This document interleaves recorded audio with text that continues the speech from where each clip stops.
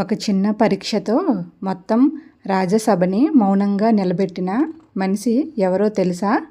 అదే మన తెనాలి రామకృష్ణ. ఈరోజు అతను ఎలా ఒక గర్విష్ఠుడిని ఓడించాడో చూద్దాం. ఒకసారి విజయనగర సామ్రాజ్యానికి రాజు అయిన శ్రీకృష్ణదేవరాయల దగ్గరకు ఒక విదేశీయుడు వచ్చాడంట. అతను చాలా గర్వంగా మాట్లాడుతూ ఇలా అన్నాడంట, మహారాజా, నా దగ్గర ఒక ప్రత్యేకమైన సవాలు ఉంది అని.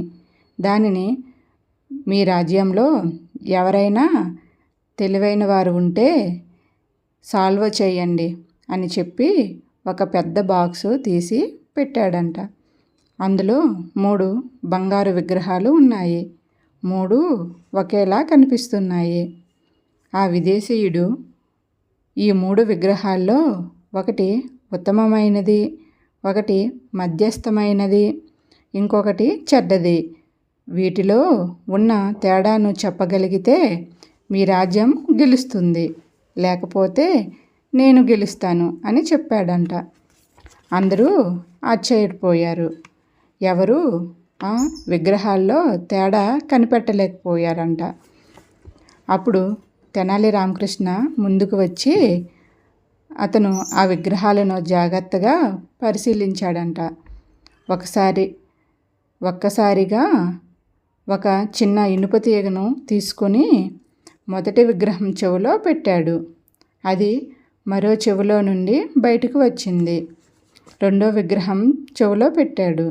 అది నోటి ద్వారా బయటకు వచ్చింది. మూడో విగ్రహం చెవిలో పెట్టాడు.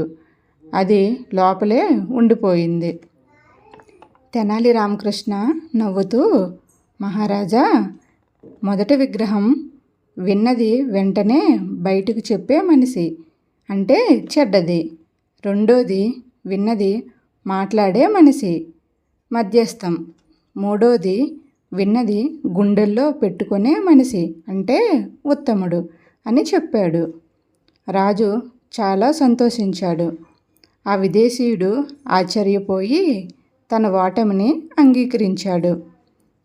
ఈ కథ నుండి మనకి ఏమర్థమవుతుందంటే, మనం వినడం కంటే దానిని సరిగ్గా నిలుపుకోవడం గొప్ప గుణం.